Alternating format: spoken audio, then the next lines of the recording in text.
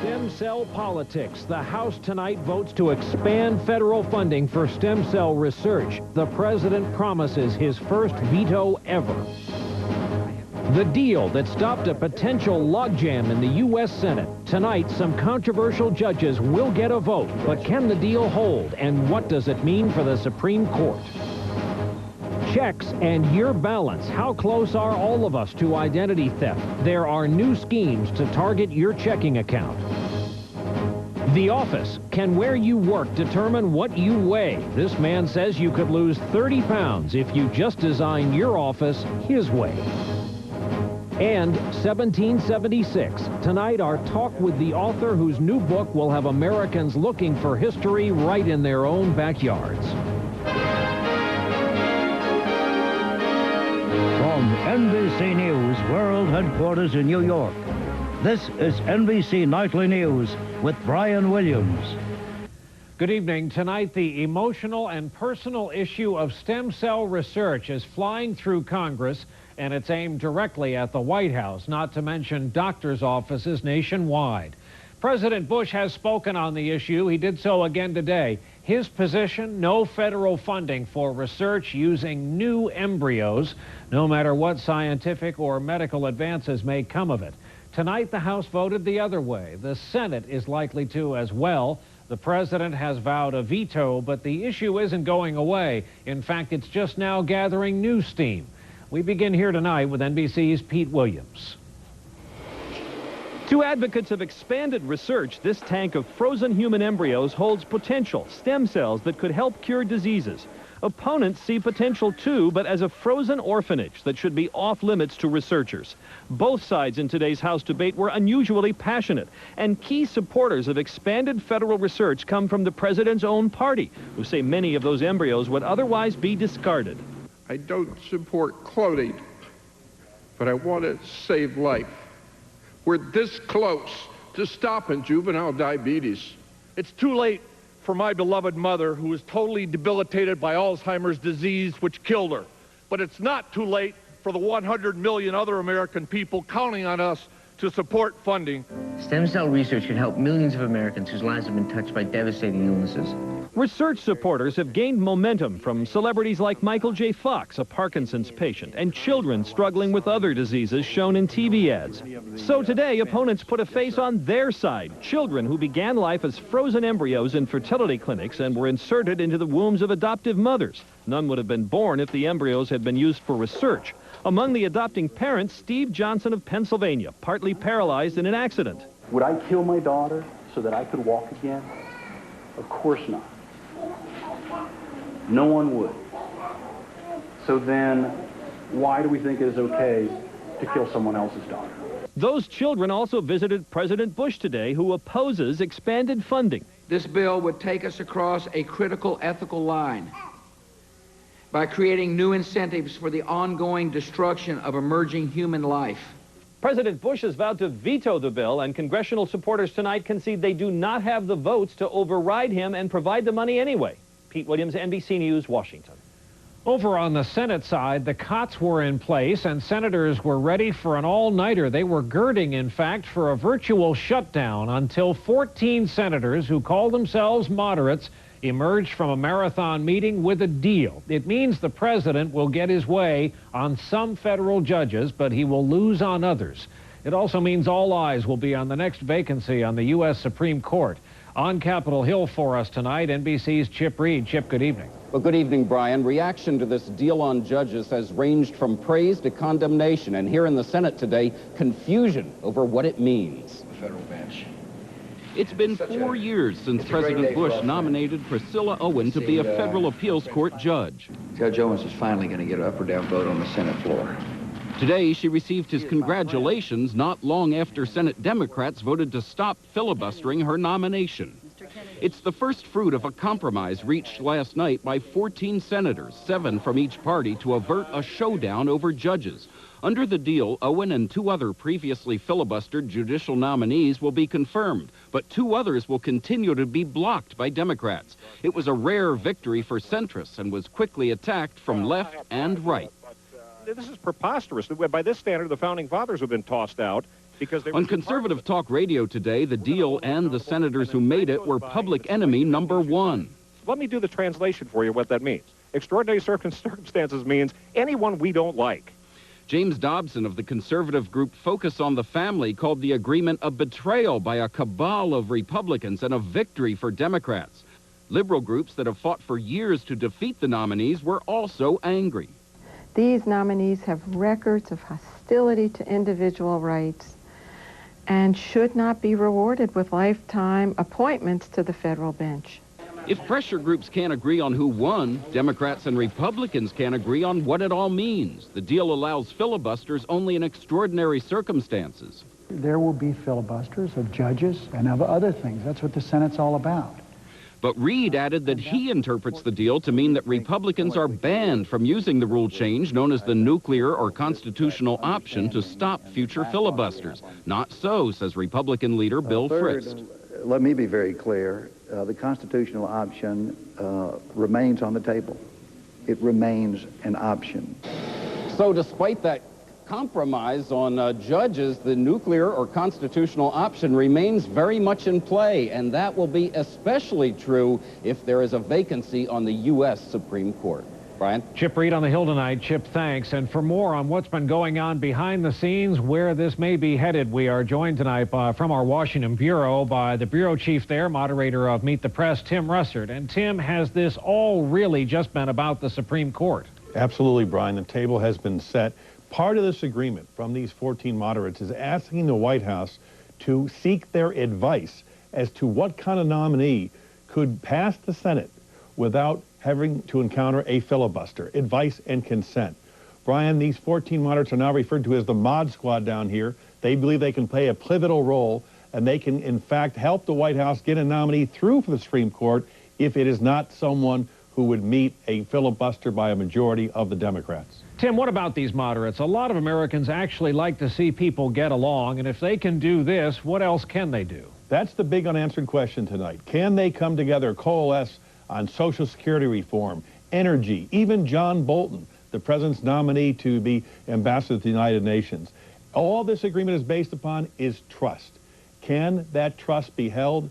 It could blow up tonight, but right now these moderates believe they can not only help with judicial nominations, but also be key players in legislative agendas. From our Washington newsroom, Tim Russert. Tim, thanks as always. And now to Iraq, and reports that have been circulating all day that one of America's most wanted men, Abu Musab al-Zarqawi, has been seriously wounded. The reports have been posted on several Islamic websites. They also call for prayers for Zarqawi. And while these sites are usually credible, according to our sources, still there's real question tonight about whether these latest reports are true. NBC News Pentagon correspondent Jim Miklaszewski trying to nail this story down all day. He's with us from the Pentagon tonight. Jim, good evening. Good evening, Brian. The militant website that made the claim has posted accurate information about Zarqawi's activities in the past. And today said the wounding of Zarqawi should rally his followers to launch even more attacks against U.S. forces. Other reports say that Zarqawi was shot in a firefight with U.S. troops west of Ramadi over the weekend, and that is the area where the U.S. believes Zarqawi is staging his attacks. But U.S. military and intelligence officials remain highly skeptical. This is the third claim that Zarqawi's been seriously wounded in as many weeks, and it's believed this may be more disinformation to throw the U.S. military off his scent. But one official said here tonight, we won't give up the hunt for Zarqawi until we find him or his body. Brian? Jim Miklaszewski, thanks for that tonight. The postings about Zarqawi come on yet another bloody day in Iraq for both Americans and Iraqis. And again, the weapon of choice here, car bombs. At least 355 people have been killed by car bombs, and that, by the way, just since April 28th, when the new government took over. Now, as NBC's Richard Engel reports tonight, there is a new effort to take back the streets. The wail of ambulances and fire trucks in Baghdad, it usually means another car bomb, relentless and deadly. Killing 3 U.S. soldiers today and at least 2 Iraqi policemen in front of a girls' school. Car bombs in Baghdad have been on the rise for months. 18 in February, 20 in March, 65 in April, and at least 33 so far this month. Now, U.S. and Iraqi forces say they've had enough. launching Operation Squeeze Play to take Baghdad back from the car bombers. We have dedicated ourselves to conducting large-scale operations to find these networks and destroy them once and for all. The front line in this fight, garages, chop shops, and car dealerships, where car bombs are often passed to suicide drivers. New BMWs or new foreign expensive cars, typically something we look out for. What's that? Tasked with the search, 15,000 U.S. troops and at least 7,000 Iraqi forces. So far, more than 400 suspected insurgents have been detained. American commanders say the mission to stop car bombers is now the main priority of Iraqi and American troops here in Baghdad, and that dozens of small missions are being launched from nearly every base in the city. But finding car bombs is hard. The U.S. military has spotted a new trend: decoys. A suspicious car will race up to a convoy, but the real bomb will be in another car. And the U.S. military says insurgents will lend taxi cabs filled with explosives to unsuspecting drivers and then detonate them by remote control. Operation Squeeze Play could take months in a city with more than 1 million cars. Richard Engel, NBC News, Baghdad. Up next here tonight, NBC News In Depth. Believe it or not, there's a new way for thieves to clean out your checking account, and you need to know about this one. And later, Embracing History with David McCullough, our conversation about one very crucial year. Millions of us are hospitalized with heart-related chest pain or a certain type of heart attack, what doctors call ACS. The cause? For most, it was blood platelets that formed clots which blocked blood from getting to the heart. Think aspirin and your other heart medications alone are enough? One more thing could help make a difference. Ask your doctor about adding Plavix. Added to aspirin and your current treatment, Plavix goes beyond what you're taking to help raise protection against heart attack or stroke. Plavix and your other medications work in different ways. Plavix, taken with aspirin, plays its own role in keeping blood platelets from sticking together and forming clots, which helps keep blood flowing. If you have a medical condition that causes bleeding, such as a stomach ulcer, you shouldn't use Plavix. The risk of bleeding may increase with Plavix, and when you take Plavix with certain other medications, including aspirin, review your medicines with your doctor to minimize this risk. Additional rare but serious side effects could occur. Add Plavix for more protection against heart attack or stroke. Your coon dog! Super sausage, baby! Get your barbecue! Can't stomach anymore? Alka-Seltzer. Alka-Seltzer is the only medicine that breaks up and dissolves away stomach discomfort and pain fast. Ice cream? Alka-Seltzer.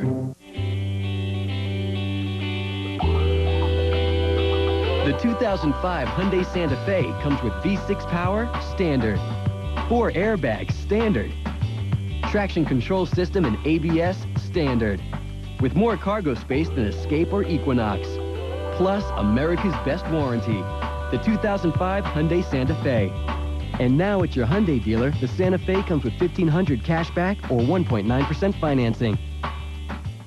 We're here showing folks how a packet of Hidden Valley Ranch changes regular chops into ranch chops. It's got pizzazz. And changes regular bread into ranch bread. It's better than bread. Hidden Valley Ranch. This changes everything. Friday, a husband is charged with his wife's murder. Did she die because she found out about his secret sexual past? A Dateline Court TV exclusive, NBC Friday. Tonight, Jay Leno steps up to testify at the Jackson trial, but are celebrity witnesses helping or hurting the King of Pop's case? Countdown, tonight on MSNBC. NBC News In Depth tonight, a new twist on an age-old scam, check fraud. The Federal Reserve says the old-fashioned practice of writing checks is going down, while the newer one of paying bills electronically is coming up. This new version of the scam operates where the new and the old systems intersect and where no signature is required. NBC's Tom Costello explains tonight in depth. If Gordon Feller and Mary McNamara hadn't been closely watching their bank accounts, it's possible their nonprofit organization could have been wiped out. Anyone sitting in an internet cafe in Moscow or Nigeria can register your checking account if they happen to get a hold of it. Payroll checks we cash up to $300. Did you say $300 for a payroll check? Of course, check fraud is nothing new. Hollywood's Catch Me If You Can told the story of 1960s con man Frank Abagnale Jr., who was always one step ahead of the FBI. Bottom of the check. Today, anyone with a computer printer or an internet connection can create fake checks. All they need is some of your basic information. We're not going to say what, to create a demand draft. A paper check that requires no signature, often for business needs, or for people who don't have credit cards or can't sign the check. The truth is, a simple stamp that says signature not required is good enough to get a bank to cash a check. That's what happened to Mary McNamara. Someone logged on to qchecks.com, which creates demand drafts and sends them on for payment, but used McNamara's information. It's our account number. We have no idea who has fraudulently registered our checking account on QChecks. Someone had tried to use fraudulent checks to clean $10,000 out of the account. McNamara blames QChecks. For its part, QChecks.com tells NBC News it's an ongoing process to stay ahead of the creative schemes of the bad guys, and we work hard at this each day. But some in law enforcement think those demand checks that don't require a signature are the problem. And now 36 state attorneys general are asking the Federal Reserve to abolish them once and for all. Because we feel that there are other automated debit procedures that legitimate businesses can use and won't hurt the economy. But demand drafts are just a ticket for scam artists to do their business. But for Gordon Feller, we would never want to see demand draft in our business again. A legitimate transaction, he feels, is way too risky. Tom Costello, NBC News, New York. Up next here tonight, how can you lose weight at a business meeting? We'll show you how. Shake up your ideas about popcorn. Introducing new Smart Balance microwave popcorn, the world's first to help improve cholesterol with no hydrogenated oil and no trans fatty acids. Smart Balance microwave popcorn and Smart Balance buttery spreads contain a patented balance of vegetable oils to help improve the ratio of good to bad cholesterol. Enjoy delicious Smart Balance microwave popcorn, the great tasting popcorn that's actually good for you. All of us have internal plumbing. But for some of us with frequent urges, our pipes just don't work as well as they should. Sometimes you worry you could spring an embarrassing leak. So why deal with it on your own when there's something more you can do? Treat it once daily with Vesicare. New Vesicare can reduce urges and may even help relieve bladder leakage. If you have certain types of stomach, urinary, or glaucoma problems, do not take Vesicare. While taking Vesicare, if you experience a serious allergic reaction, severe abdominal pain, or become constipated for 3 or more days, tell your doctor right away.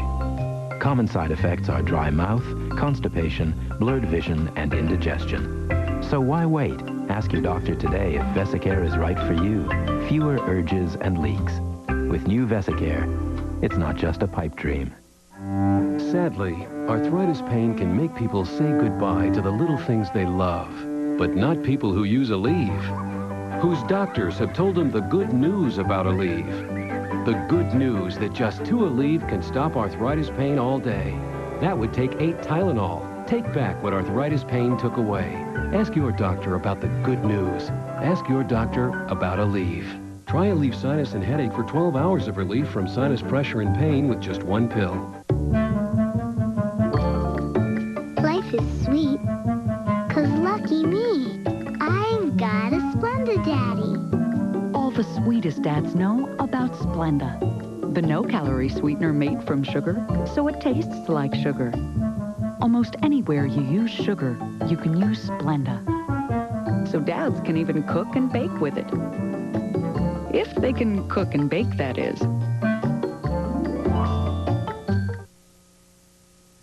Awful scene in Dallas this afternoon. A car plowed into a daycare center in a strip mall. 60 kids were inside at the time. A total of 7 were injured. 2 reported in serious condition. Police say the driver was a 14-year-old girl who had several other teenagers in the car. As you can see, they all ended up deep inside the building. If you're one of the millions of Americans who'd like to lose some weight, but you're having a hard time finding time to exercise, you might be interested in an office in Rochester, Minnesota. It's billed as the office where you lose weight. Here is NBC's Kevin Tibbles. You'd be forgiven if at first glance you thought you'd wandered into the gym. But this is a fully functioning office. Just send me by fax. Battling America's obesity epidemic while on the job. I think the first thing we need to realize is the scope of the problem. It's now normal in America to be overweight. The National Health Policy Forum determined that 64% of American adults are overweight or obese, a prescription for anything from diabetes to heart disease and stroke. And the Mayo Clinic says obesity is linked to more than 300,000 deaths each year. So Dr. James Levine set out to redesign the one place where millions spend at least 8 hours a day sitting, the office. People with obesity are seated 2.5 hours per day more than people who are lean. Out with the desk, in with the treadmill or stationary bike. Gone is the conference room. Meetings now held on the walking track. The concept of moving while you work has all but disappeared from the modern workplace. This program hopes to revolutionize that by changing the way America conducts its business one step at a time. Just stand there. The curious at first are dubious, but not for long when they're told the research shows they could lose between 30 and 50 pounds a year. Even fidgeting at your desk has been measured and burns calories. I need to get out and start moving. I think offices should look like this. But at what cost? Can companies afford all this equipment? There are no cubicles here at all. Everybody still has their own space, yet these units cost less than half of what a cubicle costs. Levine adds, with skyrocketing health costs, a healthier workforce would save billions. This kind of concept could really help get America off her bottom. In an era where many career-conscious Americans can't find the time to exercise, a new way to keep both the business and the body in good shape. Kevin Tibbles, NBC News, Rochester, Minnesota. When we come back, the new book that says we all came awfully close to having British accents. We're making better choices every day to keep our cholesterol and blood pressure healthy. Like choosing to eat more fish and less red meat. And now we're choosing a new multivitamin, One-A-Day Cholesterol Plus. Introducing new One-A-Day Cholesterol Plus, the only complete multivitamin with polycosanol and heart-supporting nutrients to help maintain healthy cholesterol and blood pressure. For us, there's no better choice. New One-A-Day Cholesterol Plus. My doctor said I needed fiber, but Metamucil is thick and gritty. My doctor said I should take Benefiber. Benefiber has just as much fiber and never gets thick or gritty. Ask your doctor about Benefiber. For me, the choice is clear. Ready to make the move to Levitra for a strong, lasting experience? Ask your doctor if Levitra is right for you. Levitra is what many men with ED count on to improve their erectile quality. Strong and lasting when he wants it. It's what Levitra is all about. Levitra is only for men healthy enough for sexual activity. Do not take Levitra if you take nitrates for chest pains or alpha blockers for prostate problems or high blood pressure, as this may cause an unsafe drop in blood pressure. Side effects may include headache, flushing, and stuffy or runny nose. In the rare case an erection lasts for more than 4 hours, seek immediate medical attention. Strong, lasting. Experience Levitra for yourself. If you're on another ED treatment, maybe it's time to try Levitra. Ask your doctor about a free sample. I'm not a patient man. Waiting, not my thing. 1 hour photo, too slow. Fast food, not fast enough. Heartburn, who has the time? I take new Maximum Strength Zantac. It's so fast I can take it before a meal to prevent heartburn or after to quickly relieve tough heartburn.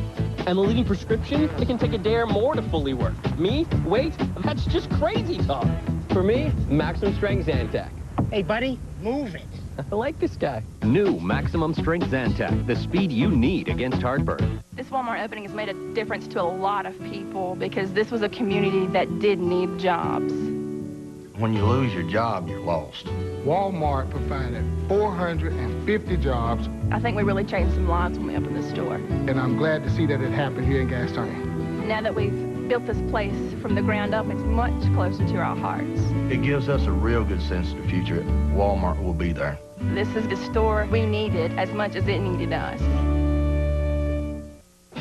After nightly news, the treatment that could cure a common cancer in dogs. Vets have the technology, but wait till you hear the cost, how it works. Also, what it's like to survive an avalanche. A climber shares his story. And I've got some very warm weather to share with you. I'm Matt Safino, plus the Memorial Day weekend forecast, all the news and weather coming up in a few minutes, 6 o'clock.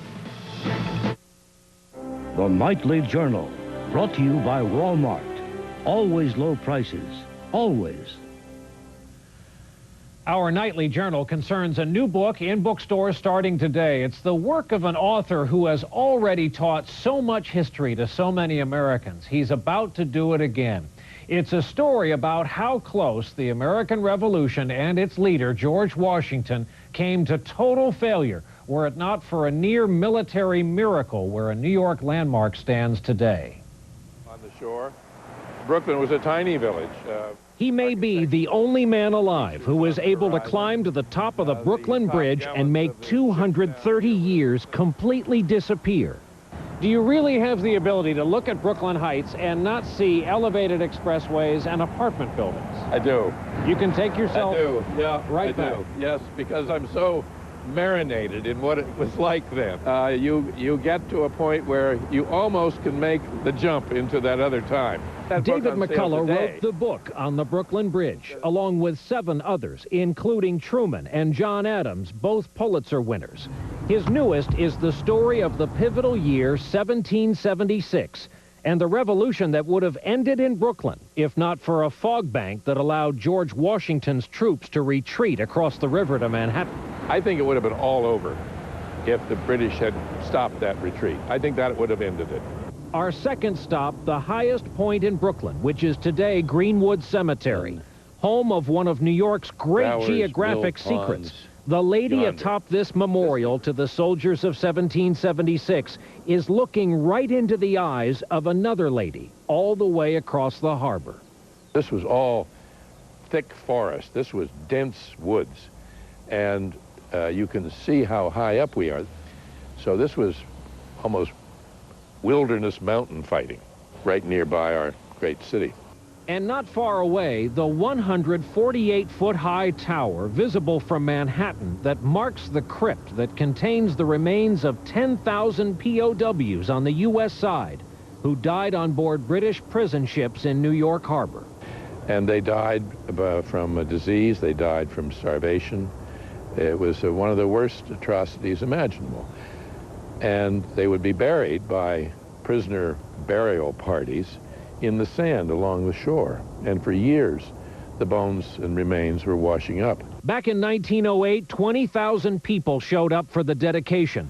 The fact that today's visitors to this park are more dedicated to basketball worries this lover of U.S. history and landmarks. I believe that when one is writing history or trying to understand history, we ought to go to the places where events took place. We should take our children and our grandchildren there. Don't wait for the school trip to answer that need. We need to embrace the past as part of the present and part of the ground we walk on. And back on the Great Bridge, there was this scene. School children on an outing assigned to draw what they saw. Where are you from? They didn't know who the nice man was with the head of white hair, but thanks to one sharp-eyed dad with a sharp pencil, He'll take your signature. Sure. one lucky child's masterpiece is now signed There you are. by an American master. Tomorrow. David McCullough, one of America's great and most prolific writers, who is just as prolific in life, married 50 years, father of 5, grandfather of 17, and for him, family is a source of more pride than any book he's ever written. That is our broadcast for tonight. Thank you for being with us. I'm Brian Williams. We'll look for you right back here tomorrow night. Good night.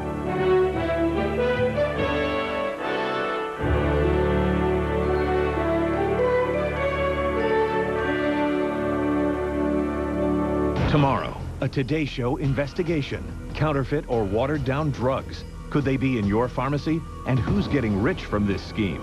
Watch today.